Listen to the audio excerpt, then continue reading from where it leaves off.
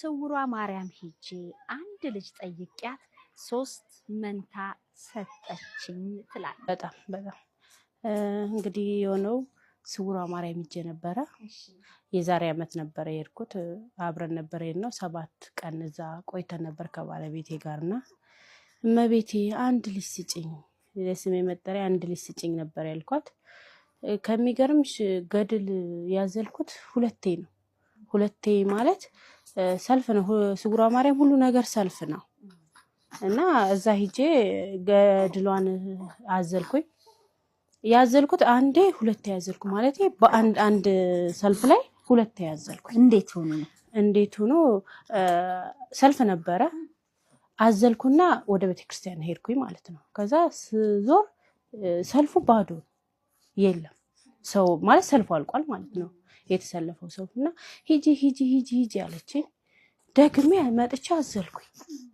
ከዛ እንዴ በኋላ ካዘልኩ በኋላ መቤቴ ምነው እምነቴን ማለት ተጠራጥሬ ነው እንዴ ሁለተኛ ያዘልኩት ለምን ብዬ ራሴን ጠየቅኩኝ ማለት ነውና ራሴን ሞቅሼ መጣሁኝ።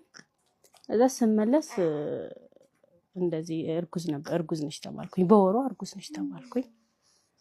እመቤቴ እንግዲህ ስራው ድንቅ ነውና ምርመራ ሲሄድ 2 ናቸው 2 መንታ ናቸው ተባልኩኝ። መብራን እንግዲህ አንቺ ስጦታ ናቸው ብዬ በወሯ እንደዚህ አይነት ደስታ ሰምቼ ከዛ ቀጣይ ወር ነይ ተባልኩኝ። ቀጣይ ወር ሲሄድ 3 መንታ ናቸው አለኝ ዶክተሩ። በስንተኛው ወር ይሄንን አወቅሽ? በሁለተኛው ወር በወሩ መንታ ናቸው 2 መንታ ናቸው ነበር የተባልኩት። በሁለተኛው ወሩ ደግሞ ድጋሚ ነይ በወርሽ ተብዬ ስሄድ 3 መንታ ናቸው አለኝ። እንዴት ይሆናል?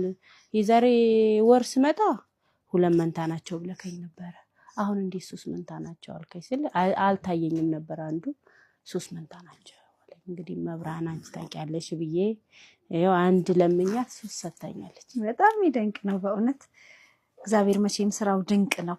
እንዴት ነበር ደስታው? ባለቤትህ መጀመሪያ እንግዲህ ልጅ ባለማግኘት ያለው አብራችሁ ነበር ሄዳችሁት ስውሯ ማርያም? እሺ እንደውም ሳማ ሰንበት ልንሄድ ብለን እሱን ሰርዘን ነው ወደ ስውሯ የሄድነውና ያው የሷ ፍላጎት ነበር እዛ መሄዷ። ያው ቲክቶክ ላይ ምንም ላይ ስለመታይ መሄድ አለብን ስትል ያው እኔም መሄድ ፈልግ ስለነበረ ለልጅ ብቻ ሳይሆን በቃ ቤተክርስቲያን የመሄድ ጉዞ ምንም ያው ታውቂዋለሽ ሁኔታው በዛ ምክንያት የመሄዱም እድል ስላላገኘው በዛች አጋጣሚ ነው ያው የሄድኩት።